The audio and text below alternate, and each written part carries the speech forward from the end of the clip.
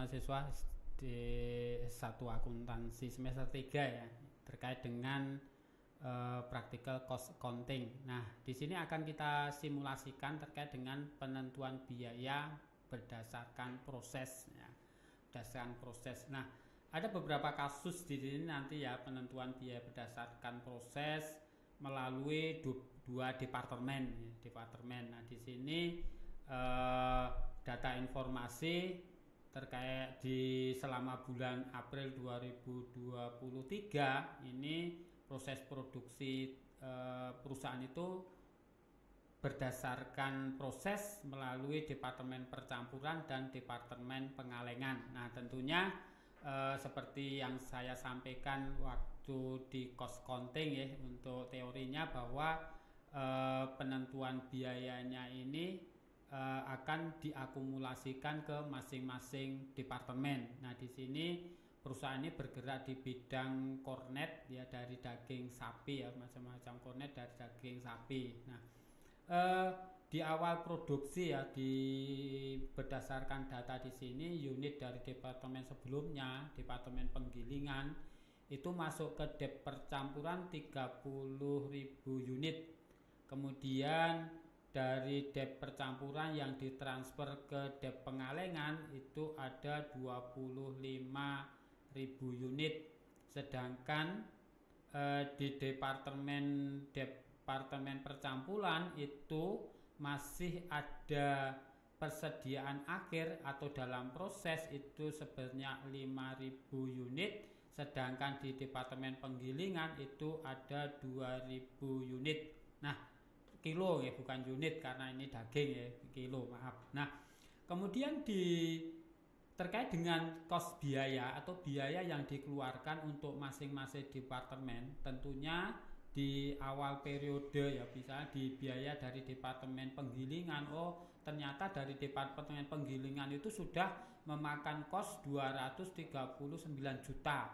Nah, ini pun informasi ini adalah kos biaya. Di sini termasuk bahan baku, PTKL maupun BOP ya, dari departemen penggilingan masuk ke departemen pencampuran. Nah, sedangkan bahan baku yang digunakan di dep percampuran itu ada 35.850 juta, 35 juta 850.000, sedangkan dep pengalengan 19 juta 120.000. PTKL 47.800, lalu di dep penggilingan 38.240.000, sedangkan BOP 28.680.000, di dep pengalengan 22.944.000. Nah, di sini bagaimana ketika akan mengakumulasikan dari berbagai macam biaya di sini yang tertuang di dalam laporan biaya produksi. Nah, tentunya akan Anda lihat dulu ya di departemen percampuran. Ya, di departemen percampuran tadi ketika akan menyajikan laporan biaya produksi, ada skedul produksi atau data kuantitas, di mana di sana memuat produk atau unit yang sudah diselesaikan atau unit yang belum selesai di dalam proses. Nah, di sini diketahui di dep percampuran itu ada produk dari departemen penggilingan itu 30.000 kilo, sedangkan produk jadinya adalah 25.000 kilo. Lalu produk akhir yang masih dalam proses adalah 5.000 kilo katakanlah. Nah, di sini untuk mengetahui unit ekuivalen maupun biaya per unit untuk masing-masing produksi. Nah, di sini terkait dengan pembebanan produksi ada bahan baku satu. Ternyata bahan baku satu itu awal dari penggilingan tadi ya ke departemen percampuran itu sudah memakan 239 juta ya, sehingga untuk unit ekuivalennya adalah 30.000 ini sesuai dengan unit yang dikerjakan ya awal proses itu, sehingga ditemukan biaya per unitnya adalah 7.966,67 rupiah. Ini diperoleh dari total biaya dibagi unit ekuivalen. untuk produk 2 ya, dari produk 2 bahan baku kedua, bahan baku kedua itu butuh 35.850 untuk BTKL-nya. Nah, ini diperoleh dari data yang di sini ya.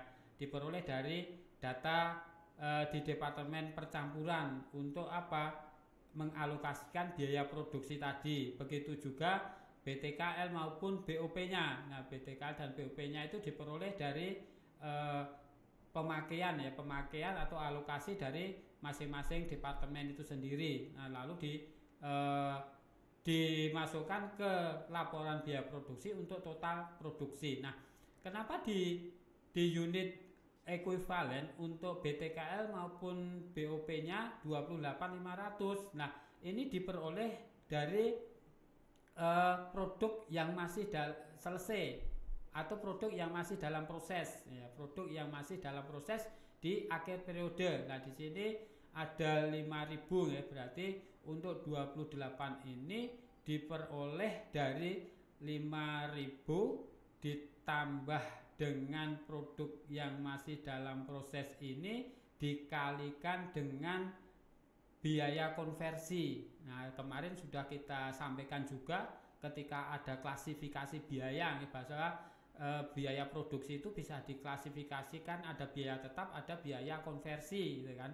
Kalau biaya tetap itu ada bahan baku dan BTKL, sedangkan biaya konversi itu ada BTKL maupun BOP. Nah, di sini tarif prosentase penyelesaian dalam prosesnya untuk BTKL dan BOP adalah 70%. Nah, di sini tinggal mengkalikan dari unit yang masih tersisa ini ya, 5.000 ditambah perkalian antara 70% dengan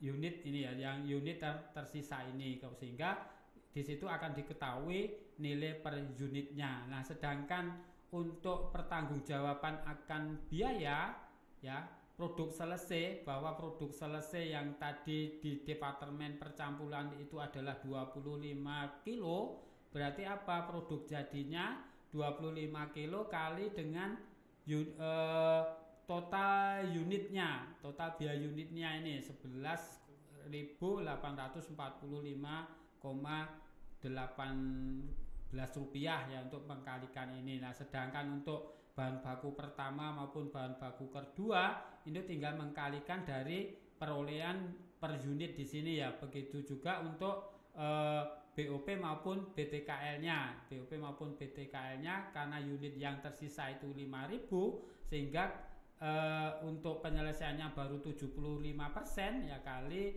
70% dengan nilai per unit di sini. Nah, sehingga diketahui total biaya yang dipertanggungjawabkan adalah 351.330 rupiah. Nah, sedangkan untuk selisih ya, selisih nanti ketika biaya masukan dengan biaya keluaran tidak sama, pasti akan muncul selisih. Lah, bagaimana untuk Departemen Pengalengan? Pada prinsipnya sama, ketika akan mengalokasikan dari cost atau biaya yang akan dikeluarkan. Nah, sehingga nanti untuk lebih detailnya akan kita lihat ketika kita praktek di lab. Untuk itu terima kasih terkait dengan practical cost accounting untuk penentuan biaya proses.